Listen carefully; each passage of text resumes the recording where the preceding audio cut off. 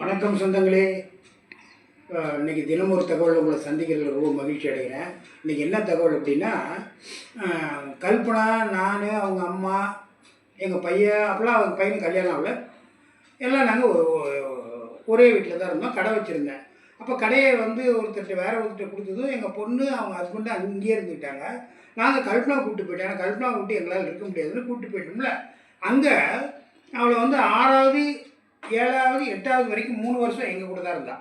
பார்த்துக்கிட்டோமா. அந்த மாதிரி இருக்கும்போது ஒரு ட்ரிப்பு தீபாவளி வரத்துக்கு ஒரு 2-3 நாள் இருக்குது. நான், எங்கள் பையன், எங்கள் ஒய்ஃபு, கல்பனா 4 பேர் சேர்ந்து ஷாப்பிங் போனோம். அந்த விஜயா ஷாப்பிங் மால்னு. அந்த ஷாப்பிங் மாலில் போய் நிறைய பொருள் சொக்கமாக ஒரு வருஷத்துக்கே ஆகிற மாதிரி வாங்கிட்டோம். வாங்கி எல்லாம் மூட்டை பெரிய பெரிய கேரி பேக்கில் போட்டு கொடுத்துருக்குறாங்க.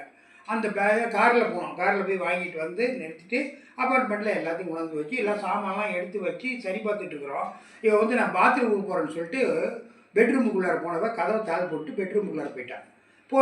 நாங்கள் இதை கவனிக்கல. ரொம்ப நேரமாக ஆச்சு. ஒரு மணி நேரம் ஆச்சுங்க. திருப்பி எழுந்திரிச்சு இல்லைன்னா அது பிள்ளைய காணாமல் எங்கே கல்பனா பாத்ரூம் போகிறேன்னு சொல்லி போனான்னு வீட்டுக்காரமாக சொன்னாங்க. இல்லைடா கதவை தட்டுறோம் அரம்ப கல்பனான்னு எல்லாரும் சேர்ந்து கதவை தட்டுறாங்க. கீழே இருக்கிறவங்களாம் வந்துட்டாங்க. பக்கத்தில் இருக்கிற அப்பார்ட்மெண்ட்லாம் கூட வந்துட்டாங்க எங்கள் சத்தத்தை கேட்டு. என்னடா பண்ணுறதுன்னு கல்பனா பிறக்கவே இல்லைங்க. கடைசியில் ஒரு இது எடுத்துகிட்டு கீழே ஒரு பையன் இருக்கிறாரு. அவர் ஒரு பெரிய திருப்புளி எடுத்துகிட்டு கதவை அப்படியே அந்த லாக்கை பிடிச்சி கதவை உடச்சி திறந்து பார்த்தா படுத்து தூங்கிட்டு இருக்கிறாங்க ஏசியை போட்டுட்டு. எப்படி இருக்குது எனக்கு கோபம். அடிக்கிறதுக்கு போனால் அதுக்குள்ளே எங்கள் பையன் விடுங்க ஏதோ தெரியாமல் தரப்பட்டு ஏகல்பனா அப்படின்னு எழுப்பி கொஞ்சம் கூட உனக்கு அறிவில்லையா கல்பனா? சாப்பிடவுள்ள ஒன்றும் இல்லை. இப்படி பார்த்துட்டீங்க காலையிலேருந்து தூங்கலிங்க. இந்த கடை ஷாப்பிங் போனதுனால அலைஞ்சி அந்த எஸ்கலேட்டர்லாம் ஏறி பிள்ளை ரொம்ப டல்லாகிட்டா பாவம். அப்படியே மயங்கி தூங்கி போயிட்டா. அது அப்படியே பதச்சு போயிட்டாங்க.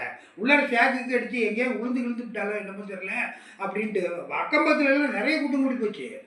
கல்பனா நாங்கள் கத்து அப்புறமா உள்ளார பார்த்தா அப்புறம் தூங்கி எந்திரிச்சு இது பண்ணாங்க. அது ஒரு அதிர்ச்சி சம்பவம். நேற்று சொன்ன எக்ஸிபிஷனில் இந்த மாதிரி காணாத போயிட்டேன். இதே மாதிரி தாங்க இந்த வேலையும். இது எனக்கு ரொம்ப ஒரு அதிர்ச்சி தர சம்பவங்க. அதை நான் இப்போ கூட நிறைய ட்ரிப் நினச்சிக்குவேன். இதை உங்கள்கிட்ட பகிர்ந்துக்கணுங்கிறதுக்காக தான் இந்த தினம் ஒரு தகவல் சொல்கிறேன். இல்லை 11:30 மணிக்கு 12 மணிக்கு இது போடுவோம் சமையல் போடுவோமோ அதில் உங்களை சந்திக்கிறேன். பாய்.